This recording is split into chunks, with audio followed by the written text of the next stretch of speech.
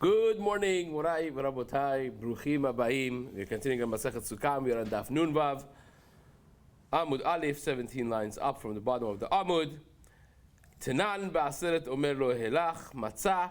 Today's Amud is being learned as a zchut refuah shelema for Daniela bat Rachel and Manzal bat Saltanat Goltaj, dedicated by Dan family, and has also anonymously been sponsored for refuah shelema of Daniel Moshe ben Farangis and Avraham. Has also been dedicated for zchut hatzlacha in Zivug Hagun for David Chaim ben Ephraim, the Shraga family. It's been also dedicated Leidu Nishmat Betzalel ben Rafael ve'Esther, Bubi family, and by Taban family for refuah shelema of Sarah bat Mina. Some was also being learned as a zchut refuah shelema for Rachel Simcha bat Nahid and Miriam bat Nosrat, that you have refuah shelema. Amen. So we started a debate, a machloket between Rav and Rav Archana, the student of Rabbi Yochanan, that on Chag HaSukkot, when you sit in the sukkah the first time, do you say Birkat HaChag of Chag HaSukkot first, or do you say Shehyanu first, right? So Rav said, you say Sukkah first, and then Shehyanu. Rabbi Archana said, you say Shehyanu first, and only then you say the bracha on the Chag on Sukkot. Why? What's the reason of the machloket? So the Gemara explained each one has precedent for the preference that they have among these two brachot. Rav, who says you say bracha of Chag HaSukkot first before Shehyanu, says, well, this is today's topic, right? The ikar of the Yom Tov is Chag HaSukkot. Shehyanu is secondary. You first say the bracha on the ikar of the Yom Tov, and only then you say the bracha Shehyanu, which is not just dedicated to today, it's just on anything new you say Shehyanu. Any Yom Tov gets Shehyanu. So that's more secondary.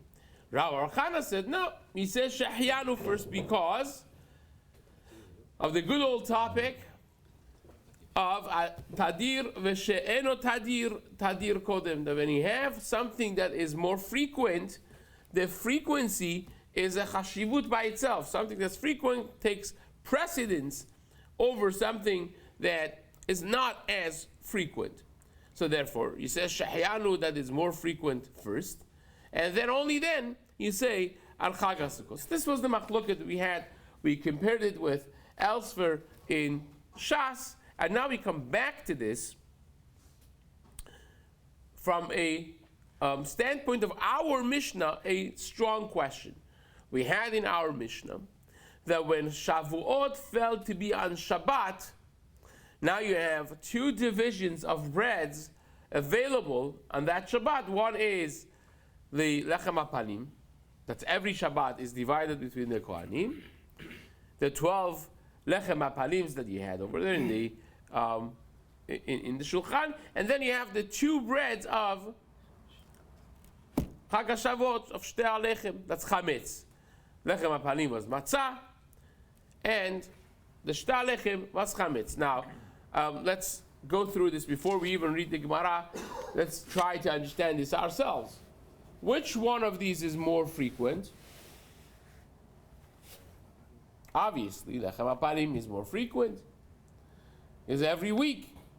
Shtei HaLechem is once a year. So if you want to follow the frequency, then you should be doing the Lechem HaPanim first, and only then Chag HaShavuot, the Shtei HaLechem. If you want to go after the Yom Tov, right, what's Inyana the Yoma, then Shavuot is today. So you should really first do that before doing the Matzah of Lechem HaPanim. So if you want to go through prioritizing which one to divide first, you would have to keep this in mind, which would make it a source to bring proof one way or another. So therefore, we have to now ask ourselves, which one did they do first in the Mikdash? when they came to divide lechem hapanim and shtar lechem, which one of them was divided first? So our Mishnah said, you remember, helach matzah, helach chametz. That was the language of our Mishnah. You first give the matzah. You remember when we did the Mishnah, we said, pay attention to the order, it's going to become important later on. This is where it's becoming now handy. The Mishnah said, helach matzah, helach chametz, which means they would first divide lechem hapanim, and only then they would divide the shtar lechem of chametz of Chag HaShavuot. What does that mean?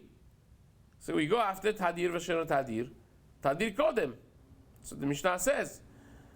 The problem with that is, that's a kasha on Rav. Rav that we paskin like, he holds that you first say Chag HaSukkot, then you say Shehyanu. Because today is more important than frequent.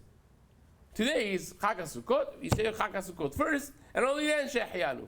We don't follow when it comes to this, Tadir Vasheno Tadir, Tadir Kodem. Right? So from our Mishnah, you have a question on the Shita of Rav. And that's what the Gemara is going to ask. Says the Gemara. Tanan, we learned in our Mishnah, Ba'atzeret omer lo, helach matzah, helach chametz. When Shavuot falls to be on Shabbat, you have both lechem hapanim to be divided and shtar lechem of chametz of Shavuot to be divided. He tells him, helach, every coin comes and gets helach chametz, helach matzah, helach chametz. You get the lechem hapanim first, and only then shtar lechem of chametz. Ve'ha de chametz ikaru matzah tafel. So wait a second here. Chametz is ikar. Today is Shavuot. The ikar korban of the day is chametz. And yet, we are putting the matzah of lechem hapanim in front of chametz of shtar lechem. We are prioritizing the chametz of lechem hapanim, which is more tadir, which is more frequent, in comparison with the chametz of shtar lechem. So says the Gemara, "Vekatani helach matzah vehelach chametz." You're still not doing the frequent one first. Tiyufta the Rav. That's a bomb kasha, says the Gemara on Rav, who says the bracha of Chag HaSukkot comes first before the bracha of Shehyanu. Amar lecha Rav. Rav would answer this question by a simple answer. He said, no, it's a good question. Rav would say, this is an amazing question, actually. That's what the Gemara says, tiyufta, it's a strong question. Rav says, you know what the answer is? The answer is they're machloket Tanaim. Tanai says, you're correct. Our Mishnah, over here in Masechet Succah, Daf Nun Hey Amud Bet Fame, is not like me. I have no problem with that.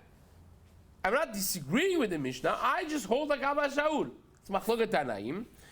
And says the Gemara, the Tanya, the Braita, the full Braita reads like this: Helach matzah helach chametz, which is like our Mishnah, that the Kohen who is dividing lechem hapanim and the shtar lechem would give every Kohen matzah and then chametz, lechem hapanim and then shtar lechem. Abba Shaul Omer, Abba Shaul said, no, that's not the order. The order would be helach chametz, helach matzah. That's exactly the machloket between Tanna Kama and Abba Shaul. What's the difference? You give matzah first or chametz first? That's the machloket. The machloket is it today more important because is Chag HaShavuot, or is Tadir more important because it's more frequent? So therefore, says Rav, you're asking a very valid, good question, but my answer is that this is machloket Tanaim in an earlier generation, machloket, and I hold like Abba Shaul. Says the Gemara, Darash, Rab Nachman bar Rav Chisda, lo kedivrei Rav da'amar Sukkah v'achar kach zeman. So he darshened in the tzibur when he wanted to paskin. Rab Nachman bar Rav Chisda got up and he was giving a Shabbat afternoon shiur. He said, not like Rav. Da'amar Sukkah v'achar kach zeman. Rav holds, obviously, Sukkah after that Shehyanu. And as Zeman v'achar kach Sukkah, Rav Nachman bar Rav Chisda paskind like Rav Rabbi Bar Chana, the student of Rabbi Yochanan, that you first say Shehayanu, and only then you say Sukkot. Rav Sheshet, Bred Rav Idi, on the other hand, Rav Sheshet, the son of Rav Idi, Paskin like Rav. He said, Amar Sukkah v'achar kach zeman. You say Chag Sukkot first, the bracha of Chag Sukkot, and then, only then, you say the bracha of Shehayanu. What's the halacha? The Gemara, after all of this, says, V'hilcheta, the halacha is Sukkah v'achar kach zeman. Like Rav, that the Chag Sukkot comes first, and only then Shehayanu. Now, the Mishnah also said that the mishmar that was supposed to be serving that week, remember, there are two parallel universes of the Kohanim. There is the universe of every week one of the mishmarot gets, so 24 mishmarot every week another one of them gets, and you go through the entire list twice plus every year, right? The 50 plus weeks of every year, you have at least 2 full cycles plus that the Kohanim go. So every mishmara gets 1 week at a time. So naturally, the week that Chag Sukkot falls to be on, the week that Chag Pesach falls to be on, is going to be the mishmar of a certain, the time of a certain mishmar. So that's one. And then we said that on Chagim, we learned from the Pasuk, Uba bechol avad nafsho, that all of the Kohanim who were found in Yerushalayim, that they come up to be Oleh LaRegel, they get to serve in the Beit HaMikdash. Right? They could come and serve in the Beit HaMikdash. So, which one does what? So we mentioned, anything that has to do with the Chag, is the obligation of the Chag, every Kohen could do. Korban Olat HaReiyah, right? Shalmei Chagiga, Shalmei Simcha, all of those, all the Kohanim could do. But things that are related to only today, Tamid Shel Shachar, daily Korbanot that was brought in the Beit HaMikdash, Tamid Shel Ben Arbaim, Ketore, all those things, that Mishmar of that week only could do. It's not shared with all of the Kohanim, and we dash the Gemara darshan this from a pasuk, levad mi mekarav, that aside from the things that the earlier generations of the Kohanim had already agreed upon, levad mi mekarav ala avot, that's a pasuk in Dvarim Yud Chet Chet. Fine. Now said the Mishnah that Mishmar Shezvano Kavua is going to do the Chovot Hayom, and is going to do She'ar Korbanot HaSibur. That was the language, right? If you take a look,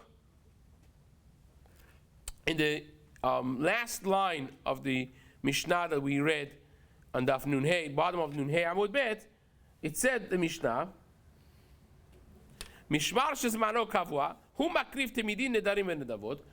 That mishmar that was supposed to be active that week still is going to be active in doing all the temidim, Tamid Shel Shachar, Tamid Shel Ben Harbaim, and also Nedarim and Nedavot. If someone comes to Beit HaMikdash and says, 2 months ago I made a neder, and I'm bringing it right now, or made a nedava, and I'm bringing it right now, that's not every Kohen gets to do that. It's for the mishmar that was supposed to work that week, and then after that, the Mishnah says, and She'ar Korbanot HaTzibur.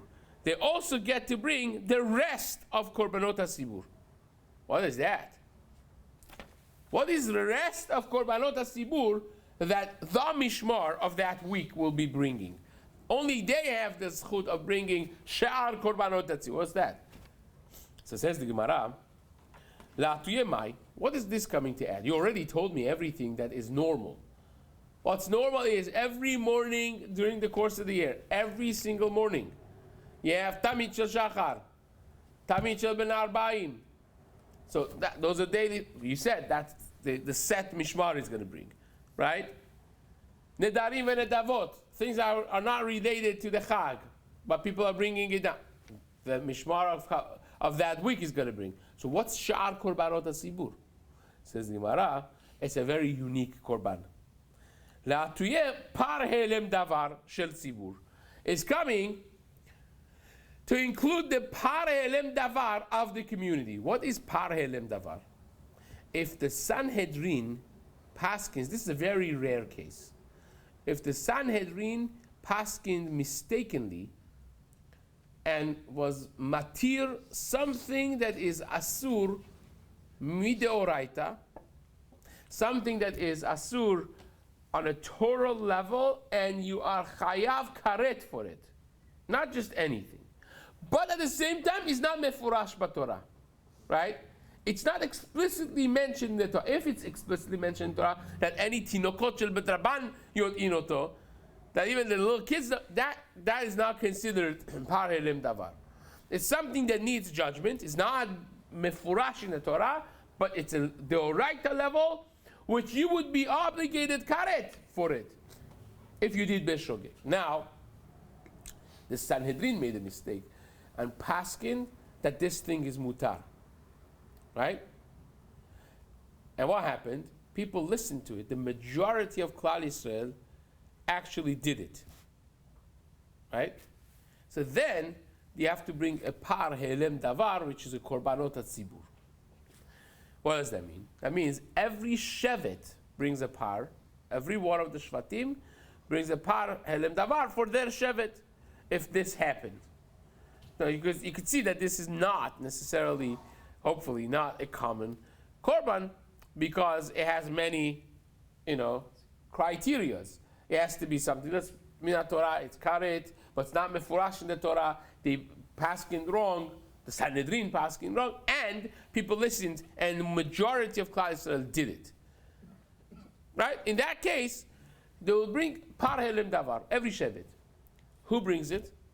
If now they're coming, when's the best time to bring that, if there's such a thing?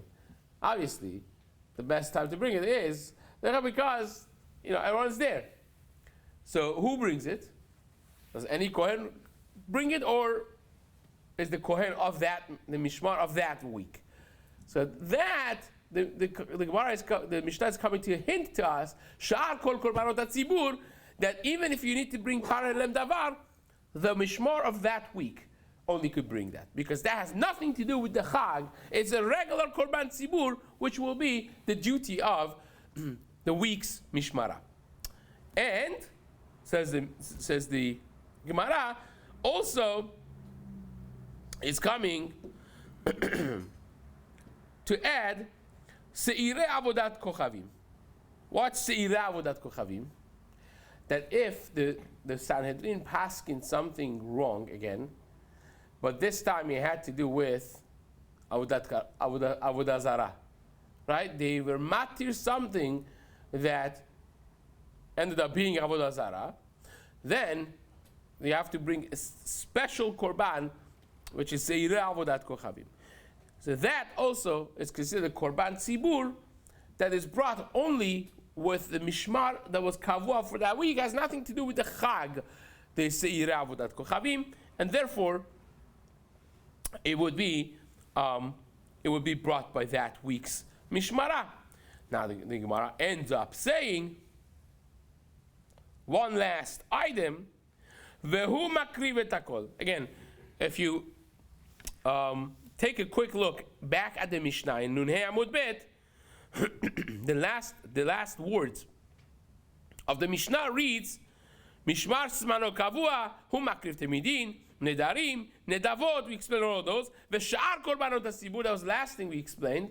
The rest of korbanot hasibur, and then the Mishnah has three more words. Umakriv et hakol, and he brings everything. Why do you have to tell me that? Just say, Sha'ar korban hatzibur, Hazak Baruch, Nekuda. What is it? Umakriv et hakol. He brings everything. Hazak Baruch. So who brings everything? Of course, he just told me he brings everything. So obviously, he brings everything. He's coming to add another thing on top of everything that we said. So he brings the Tebidin, Nedarim, Nedavot. He also brings the Par Helem Davar and Seirei Avodat Kochavim, but there is something else. So says the Gemara, what is that coming to add?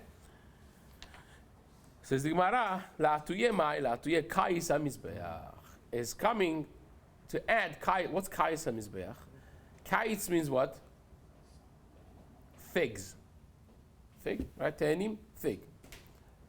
So what's kais? The fig that mizbeach would eat. What's that? Because back in the day, as a parting thing with the seudah, when you had your seudah, you were full, as dessert, like as a lasting taste in your mouth after the seudah, you would have figs. So this is the dessert of the mizbeach. So what does that mean? It means when you have a day that is less busy, there are not a lot of people bringing nedarim and nedavot, we don't want the mizbeach to be empty. So there was a fund that was dedicated for bringing korbanot when the mizbeach was empty, that the mizbeach should not be empty, right? There's always korbanot being brought to HaKadosh Baruch Hu. Always connecting, karev, you can't have a day that doesn't have the korban. So usually, again, when you have a whole country, a whole community, people are bringing nedarim and nedavot most of the time. But the days that are empty, they don't have people coming, then you'll have kais hamizbeach. So how does that work? They had 13 shofarot, like 13 pushkas, that was like a shofar, but backwards, right? So you had a place that was narrow from the thing, that people shouldn't be, if it's the other way around, it could look like you're putting money in, but you're really taking some out, right? So you didn't want that to happen. So they had it like the thing was narrow, and people would put money in it that would be supported from specific cases. For instance, if you have a korban that got a problem that he cannot shecht it, but he also can, it's kadosh already, what are you going to do? So the din is, you let it in a protected way to just live until it gets a blemish, which is a hard thing because you can't also shear them, right? So they get natural protection from blemishes with the bushy, thick, the wool that grows. But nevertheless, after that, you sell them, and the money, the animal was kadosh, right? And the money goes to kais hamizbeach. Again, that's one example. There's certain things that basically fuel the fund of kais hamizbeach that will be put into the shofarot for korbanot hatzibur in the times that there are not busy operational times, and that would be kais hamizbeach. So who does the kais hamizbeach? If during the Yom Tov, during the Chol HaMoed, during the Chag, you have a day that for whatever reason is not, again, this would not necessarily happen often, because again, you have all these nedarim and nedavot that people from all over Eretz Yisrael come, right, and they want to bring the nedarim and nedavot that they have made. But if you have an empty day, an empty moment, so to speak, and you bring kais hamizbeach, who gets to bring it? The mishmar of that week. It's not a free-for-all that any Kohen could do, even though that any Kohen could work in the Beit HaMikdash. That's only things that are related directly to the Chag. This is not related directly to the Chag. It's just the rule that we have, a general rule that we have, that when it's empty, we bring from Kais HaMizbeach, and the Mishmar of that week gets to do it. So with that, we're going to start the next and the last final Mishnah of the Perek, and that is Yom Tov Samuch LeShabbat. We spoke about the Lechem HaPanim and Shtar Lechem and the divisions of that. So the Mishnah here is going to now talk about the Lechem HaPanim and the division of it during the regular Shabbatot of the year, and also when the Shabbat and Yom Tov would be back to back. Now, we spoke about the time that Shabbat and Yom Tov coincide. Shavuot falls to be on Shabbat. That we saw already.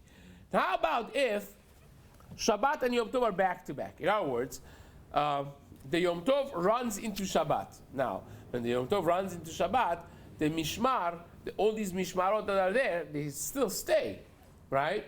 Because it's back to back, and vice versa. When Shabbat is right before Yom Tov, this Mishmarot already come in from before. So it's not Yom Tov, so they can't really get to operate yet, right? But they're all there.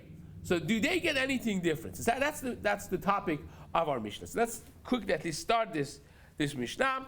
Yom Tov asamuch l'Shabbat, ben milefanea, ben la'achara. If you have a Yom Tov adjacent to Shabbat, whether it's from before or after, hayu kol mishmarot shavot bechiluk lechem hapanim. All of the mishmarot would still get portion of lechem hapanim, because they are even though again that it's not Yom Tov, but because it's completely adjacent to it, they will get to share it. And this is the Gemara. Gemara in Yuma says that this was, I think it's Daf Chaftid, if I'm not mistaken, that that this would be satisfying for everyone. Imagine all these hundreds of Kohanim, and they each one get like a little piece of lechem hapanim. It will be satisfying because there's so much bracha in it, right? Imagine Shulchan was the source of the parnasah for the entire universe, the world, right? It's a shefa of parnasah. So, the real bracha is you could be ochlim kim'ah, you eat a little bit, umitbarech b'me'av, and it gets blessed in your stomach. You eat a little bit and you're full for another 2 days. It's like what's that? One bite. Whatever a small thing it is, yeah. It's not the quantity, it's the quality when it gets to this, right? And again, everything in the Mikdash was like that. You know? Things didn't have a physical manifestation of the same level. In Kodesh Kodashim, for sure this was not a thing. You would measure Kodesh Kodashim, it would sound like the Aron is not taking any space, because that's the ultimate spiritual factor of the Beit HaMikdash, the Aron itself, the Luchot, the Torah itself, that was the most spiritual, so it was the least physical, so to speak, right? But every element of thing had that bracha. Again, that's brought actually in the Aruch HaNor brings it from the Gemara there in Yuma. But nevertheless, they would all get a portion of lechem hapanim.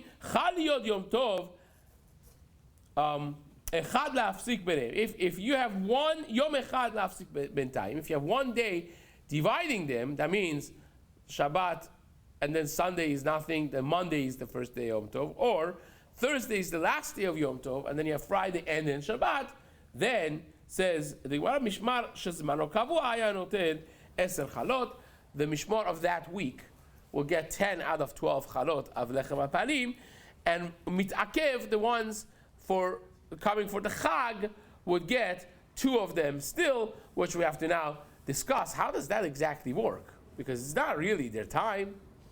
So why would they get more? And also, says the Mishnah, Ubish'ar Yemot HaShana, Hanichnas notel 6, Vayotze notel 6. Rabbi Yehuda Omer, Hanichnas notel 7, Vayotze notel 5. There's a shita of Rabbi Yehuda, which we're going to explain Be'ezrat Hashem in the next shiur, that holds that the chalot were not divided half and half. The mishmar coming in would get 7, and the other mishmar would only get 5. So we have to explain why exactly that is, and where is the justice there, which we're going to Be'ezrat Hashem discuss in the next shiur.